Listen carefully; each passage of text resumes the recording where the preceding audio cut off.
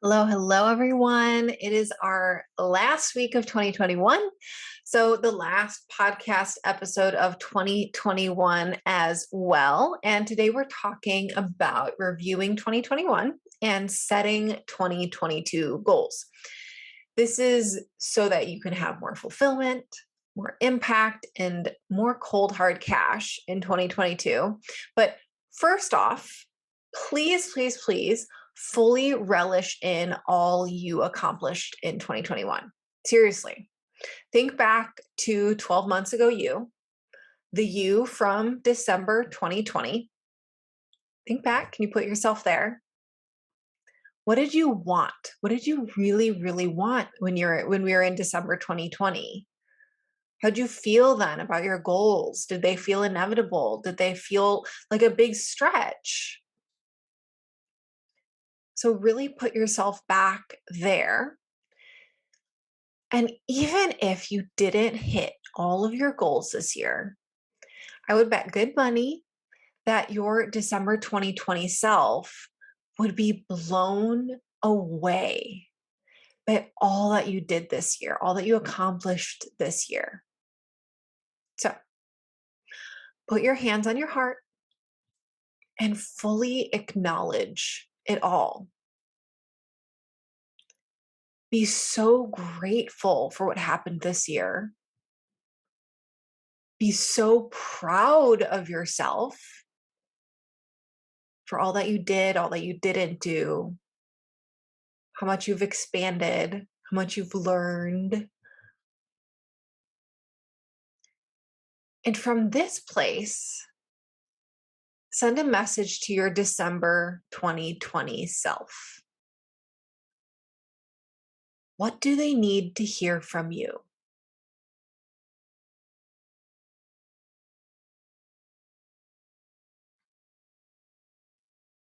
What do you want to tell them about 2021?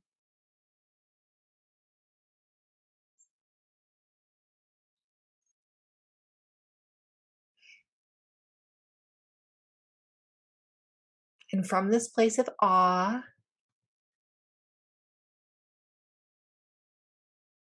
let's do some goal setting. So, goal setting is about giving a direction so that your actions and your magic are focused on a desired outcome.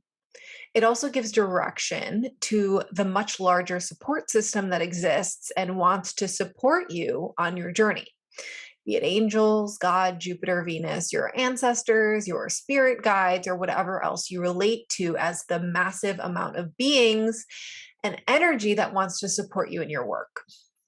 We are lucky to be magical business owners because we have so much more support than muggle owned businesses who solely rely on their blood, sweat, and tears, or their strategy, or their ad spend. Before we dig into specific business goals for the year, it is important for you to clarify a larger context. What you want out of your life. Defining what you want in life is your key to make sure that 2022 is the year that checks the fulfillment box. Basically, if you want to go after something, you have to first know what it is. Sounds super basic, but setting goals for what you want is a surprisingly potent kind of magic. And I know we all want to get to the juicy goal setting, that action, right? But let's start with talking about why you should be setting goals, because that's the best way to know what might be blocking our goals from coming true. Some people are afraid to set goals because they're afraid that they won't like what they get. They don't want to get the new, bigger, better clients because they're afraid they might hate them and be trapped in the contract. They don't want to fall in love truly, subconsciously, unconsciously, because they're worried their partners might be needy or take up too much of their time. They don't want a house because what about property taxes? And how are they going to clean a house that big? And on and on. Our unconscious can come up with an endless number of reasons why we can't have the things we want or we shouldn't have the things we want. And a lot of the times, we don't even realize they're excuses. We just see them as fact. We don't even give them the time of day to look at them and realize they're running amok in the back of our minds. But they're not facts, they're fears. I just want to give you permission right now that you can handle it and you can change your mind. If you get your goal and you hate it, then pivot, change your goal, change your business, dump the guy, whatever. But if a part of you deeply wants something, then the best way to get clarity on it is to get the damn thing and see what happens. You are smart enough and capable enough to know how to handle the situation when it comes and to resolve it or find someone to help you with it. So now it's time. Grab your journal, get out a pen, and ask yourself, what do you really, truly, totally want?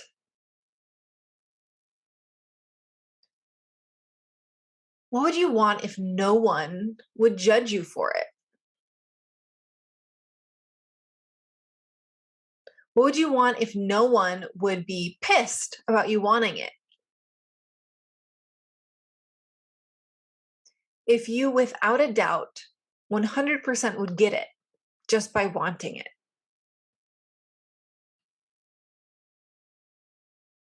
What would you want if there was a magic wand that would wave and instantly grant it to you?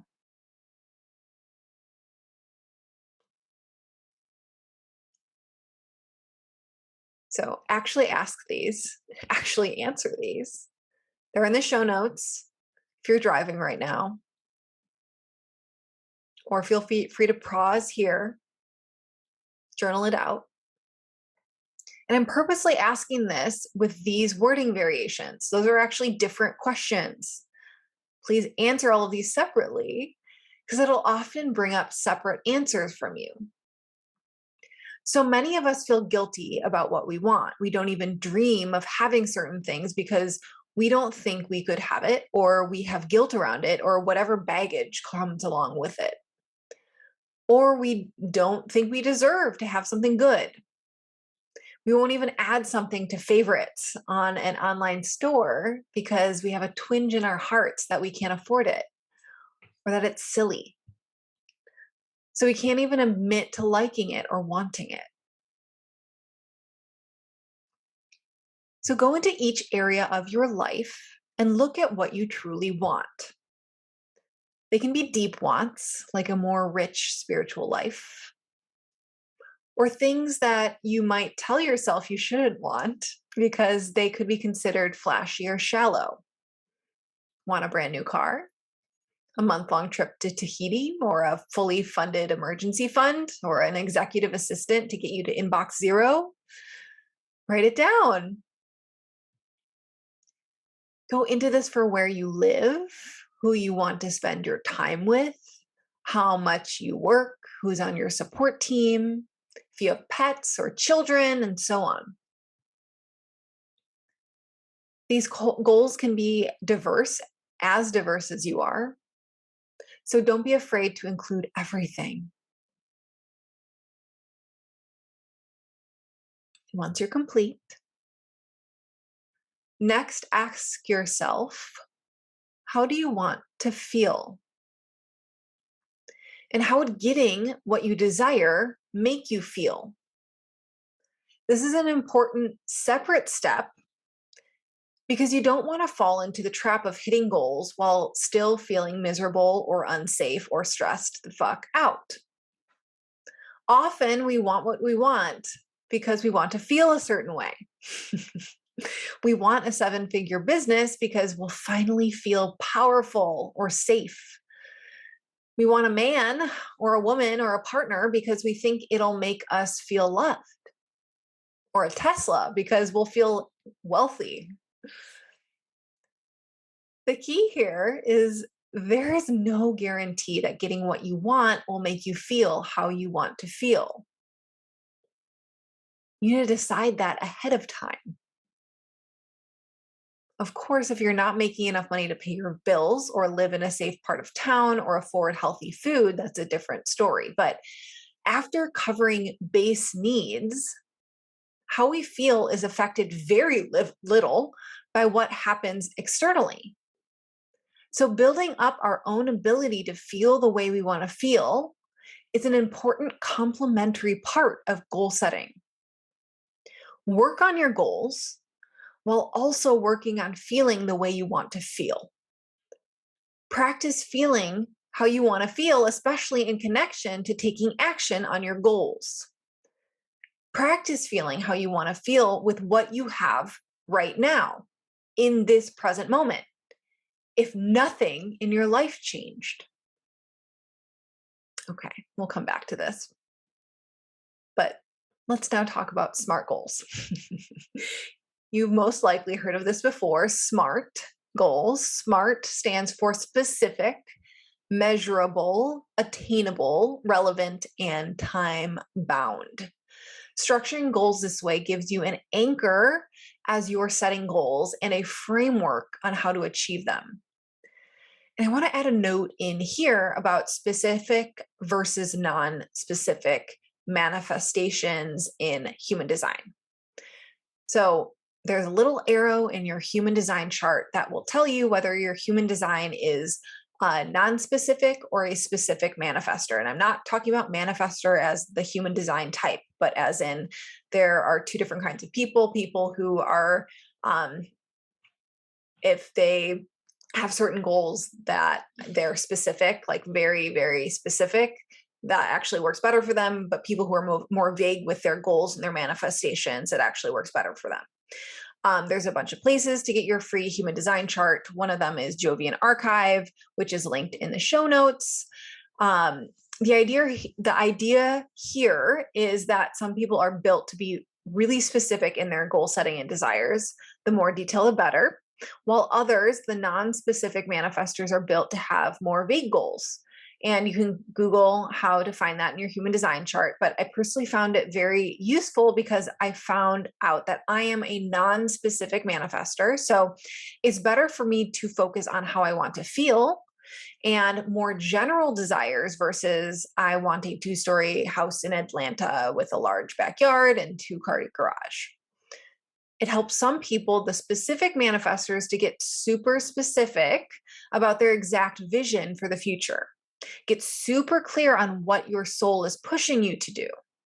The magic is in the details. So load up your vision with all the sensation and the things you want to draw in.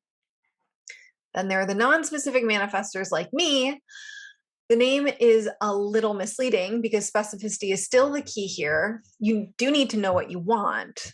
The difference is that if you're a non-specific manifestor, or I've also heard it called an abstract manifestor, you're giving the universe a few different options to choose from for your vision. This isn't the same as calling in every vision you have. It's just expanding your arsenal. So if your vision is to increase your audience instead of hyper-focusing on getting a feature in Forbes, you might say, I want to be featured in an online publication by February of this year. It's still specific. It's still a specific goal, but it's a little more flexible. So pick which approach sounds like it would work better for you. You might want to consult your human design chart to see what it indicates about you, and then turn everything you want into a SMART goal. And for the human design stuff, again, link to get your free chart is in the show notes, or just Google free human design chart. And you will see a set of arrows, and there's one arrow on the bottom right of your chart. If it points left, it means you're a specific manifestor. If it points right, it means you're a non-specific or an abstract manifestor. And again, this is in the show notes, or you can just Google specific versus non-specific human design manifestor. Okay, so let's look at SMART goals in action. Despite what hustle culture may want you to believe, there's more to life than your business. So you want to make goals in all areas of your life. So set 1 to 3 goals like this, those SMART goals for every area of your life: work, money, love, family, spirituality, fun, and health.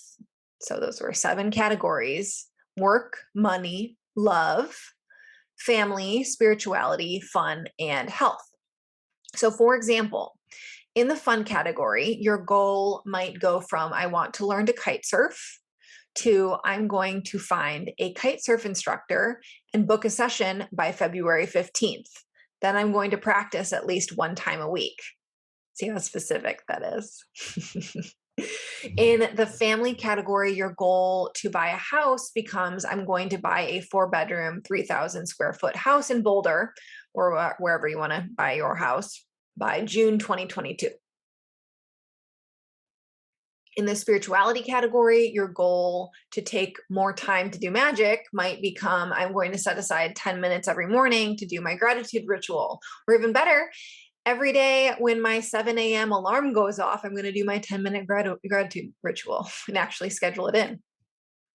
In the money category, your goal to make $1 million will morph into how much you need to make each quarter in 2022 to make that million, and then how much you need to make each month to hit that, and how much you need to make each launch and from each offer, and so on. You may need to do a little research in this process. Reframing from a vague desire to a tangible goal could require you to have a research phase, like in my kite surf example. You need to find someone who teaches this, and then you need to book a session and figure out what that actually looks like. So there's a little bit of research involved. Or maybe you don't have a morning ritual and you want one, then you need to actually decide what it's going to be. So make a date that you'll decide by.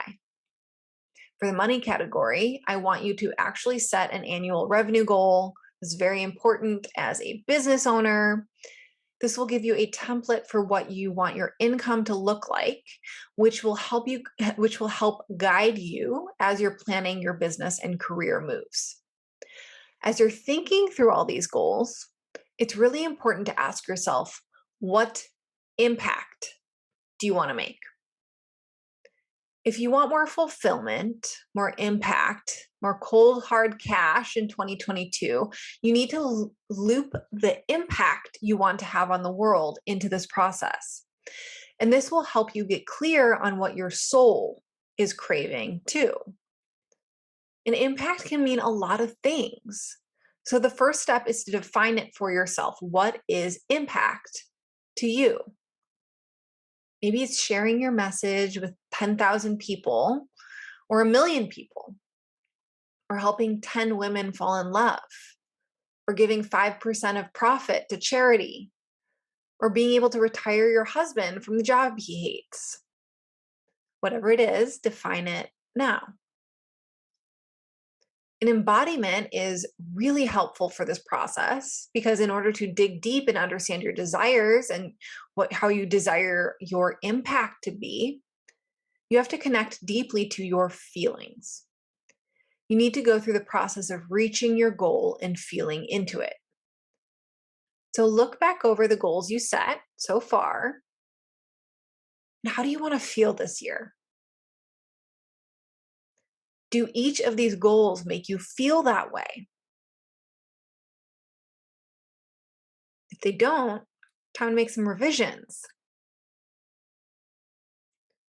And I know I've asked you a ton of juicy questions today, and don't worry, all the questions are going to be in the show notes down below. And I encourage you to take some time to journal after you're done listening to this episode to get super clear on what you want. Allow yourself as much time as you need to fully embody what it would be like to have those goals done.